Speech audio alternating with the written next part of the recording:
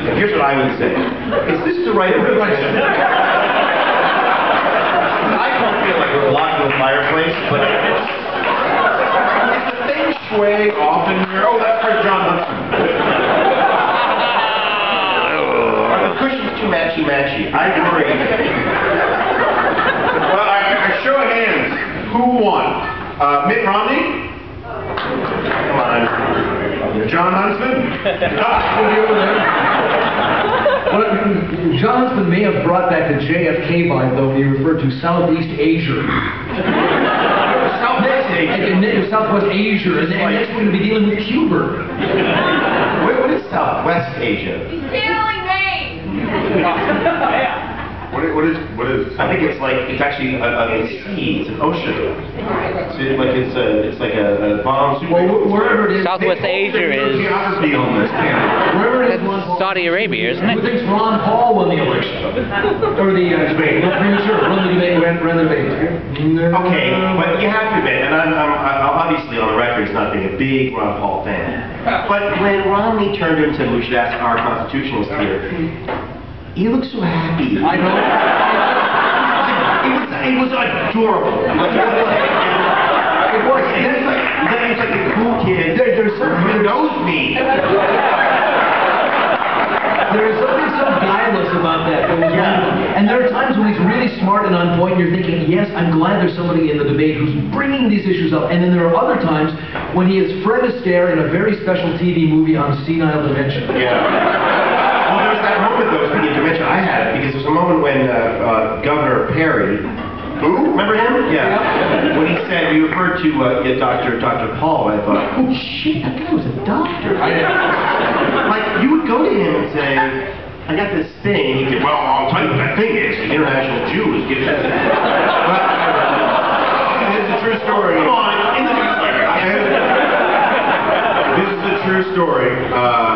Some of you guys know who my mom is. She has this website, and she got an email from one of Ron Paul's patients from the 1960s, and said that when her, and I'm just reporting, you decide. I already love it. That this woman wrote to her mom and said that when she was pregnant, Ron Paul was my OBGYN. He was a nice man.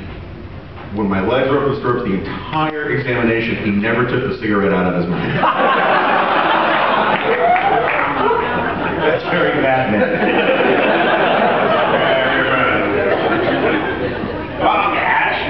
Anyway, I'll go ahead and win, and I think probably a lot of people in the room probably agree with me that as a debate, and that's the first and last time you hear me use the word qua, as a debate without any politics involved, Newt Gingrich won. Yeah. Right? And as a debate involving politics, Mitt Romney was kind of like Bugs Bunny in the old cartoon where the two chefs are warring with each other, and right. You know, if he pinched my pink tomato nose, I would hit him over the head with the frying pan. And then he says to the other chef, if he hit me over the head with the frying pan, I would hit him in the face. I don't know that cartoon. Half the time, Mitt Romney was just standing back with his hand in his pocket. He looked like Sinatra. I expect the rest of those five guys tomorrow to walk out of their hotel room and have a big car, a new car with a bow on it from Mitt Romney. Thank you. It was probably the most coronating debate I've seen. Yeah, they didn't touch him. I mean, you get the sense that sort of Santorum was going to wake up in the morning like Martin Sheen and in Apocalypse Now, smoking a cigarette, sweating, going, stupid, stupid, stupid. It gave Romney the chance to burnish his social side too. I mean, you saw that, which is not something that I expected from him, but we got it, and I think he did it pretty well. Well, but the thing is, look, at this point, I understand all the logic. You know, you want to be the alternative to Romney and all that kind of stuff. But at this point, the share of the Republican electorate that does not want Mitt Romney to win really wants to hear a candidate attack Mitt Romney. You know, I mean, they know what the criticisms of Ron Paul are. They know what the criticisms of Rick Perry are. They want to hear somebody out there say, not I'm willing to take it to Barack Obama, which I think Mitt Romney does brilliantly, but I'm willing to take it to Mitt Romney. I mean, when are they going to do that? Right. If not then, right? Yeah, oh, maybe tomorrow morning. So here's what else, the other thing I learned. There was a lady down the street who started drinking white wine around 2 o'clock in the afternoon, and her robe would sometimes just kind of fall open. I have been looking for this lady for years. That lady is Diane Sawyer.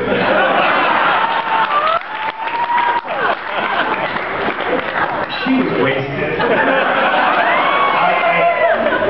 At a certain point, I thought to myself, is she like her pupils like? Well, it's funny, she was better tonight than she was the last debate. The last debate, and I tweeted, the first thing I tweeted tonight watching this was, wow, Diane Sawyer didn't down a couple bottles of NyQuil before the debate tonight. Because the last time she was really bad, but then she just got, like, the NyQuil kicked in. And at one point I tweeted, you know, what Newt Gingrich should do is put a lava lamp on the lectern and it'll shut her up for the rest of the debate. So, Mr. Speaker, I have a question. Look at those beautiful flowers. I was watching it, and I think this was the third question. I was sitting here drinking this coffee, and I thought, Into which has been poured. Yeah, I went to the bartender and said, just splash a little rum in here. Because, I mean, I don't want to be the only one. But I really kind of feel like that's not, I mean, it's kind of a joke, but I mean, do we know? Does anybody here know her? I mean, Well, but also, you got the sense also that Stephanopoulos ate some of the same brownies, just not as much. I mean, what is this about banning contraceptives on the state level? It had all the constitutional... Well, I'm glad he dropped that quickly. I was waiting for him to say, so if the state bans the importation of pickled herring on the Erie Canal, unconstitutional. In the morning, how do you feel? I mean, but Diane Sawyer, I remember in '92, I think during the Russian Revolution when Yeltsin came to power, Diane Sawyer was in Moscow. She pops up there and she got her way into the White House, as the Russian called their palace of oppression, and waltzes her way into Yeltsin's office. And it's a great shot of her waltzing in a tie, and she's talking to Yeltsin, and Yeltsin is sitting there at the desk, hammered. As are the rest of the... And she's leaning over the table, all American and blonde and the rest of it, and asking these questions. And I'm thinking, for these guys, this is the USO show. But for her, it was a great moment of journalism. So anyway, yeah, I'm not sure why Stephanie decided to go on that. Permanently. I mean, and I love the way that actually Mitt did the Newt thing. What are you talking about? What are you talking about? Contraception is working just fine. It's true. Yeah, not for Mormons, but you know. But also, you know, I gotta talk to Ramesh about this because he's sort of my brain on some of these things and some other things too. But anyway, I want to sort of figure out the math of this. Here's George Stephanopoulos, who my recollection is that thinks that it is absolutely ludicrous to think that the federal government can't mandate people buy health care, but thinks it is bizarre that the state should be able to ban contraception. And there seems to be a disconnect there, right? Because, I mean, if the federal government can force you to buy health care, it can force you not to buy anything. Well, that's the liberal viewpoint is that everything that is not compulsory is forbidden. Right.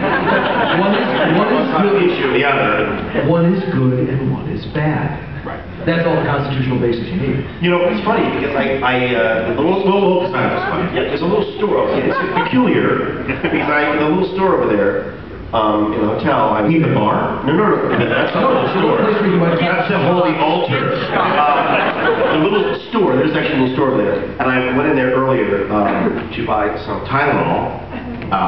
And I was there with a comes in ring man. And that's what it is. And it was Stephanopoulos. And he was in the little store there. And there's no finish to this anecdote, so just so you know. I'm just saying that I bumped into him. You towered over him the way I tower over Lowe. Exactly right. It was like a giant, like I was going, I will destroy your cities. But he seemed kind of casual, he was talking to some people, and I suddenly remembered walking in, wait, he's hosting this debate. I just think he threw the questions together in the taxi on the way to college. Because it really was about 10 minutes away, 10 minutes from the start. So the whole thing had this kind of like slapdash, oh, these are just Republicans, we're just going to have them on questions from their strange, crazy world where, of course, the government's going to ban contraception. I bet you they'll love it, too. He looked really stunned that Mitt Romney was like, what? He expected Republicans just to bite to that. Yeah, you're right, we should ban that. Strange alternate world in which Spock has a beard and Jonah is clean shaven. But then there's that third guy. Oh, over my head. Then there's that third guy, the sonorous voiced, gravitas-drenched local guy, who I think was busted down from National, who's sort of introducing himself to America. Did you get that feeling? This question, should there be a stop sign on the corner of Granite Avenue and Elm Street? So what? I was pretty deep in my cup, so maybe I missed this, but didn't it seem that like after like 4 or 5 hours of talking about gays and contraception, and about the gays of Hormuz and all that kind of stuff, they then drew it to the local guy, and he said, I want to follow up on that about these gays. I mean, when is this going to end? I think even like gays were saying, enough. We have Glee, we have plenty of shows. They won't be happy until Santorum snaps and says, I want to go into their rooms and take a crowbar and pry them apart. Because that's what they expect him to say and want and do. No, actually, what they expect him to say, which I don't believe, but what they expect him to say is that he goes into the bedrooms and joins them. Yes. Right? Because that is not serious. That is the secret sort of theory that they all have, is that the only reason we're obsessed with gays is because we're secretly... I'm going to need another one. The moment I loved was Newt throwing down on the, well, let's take a look at the other side of the bigotry. Let's look at how the various capital agents... But how many people alive? And that's a point that needs to be made again and again, and that's why we love him, because he threw it out clearly, cleanly, and distinctly, and it ended. When he said it, it ended, point. When Romney speaks, you get the sense that Romney is talking, and he's talking, and he's talking, and he's leading to a point, and the point is coming, and the point was there, and that was the point, and then there's another point coming, and he can say that's going to end the thing that he's saying, that's why we're all here today. That's what bothers me about his debating style. I wish he would slow it down, Mitt, calm down, you're rich, you're loaded, you're going for it. But he keeps piling on when he does that. I mean, you see those wide shots where inexplicably the B team were going after each other. And I just thought, at some point Romney was going to pull out the yo-yos. Yeah.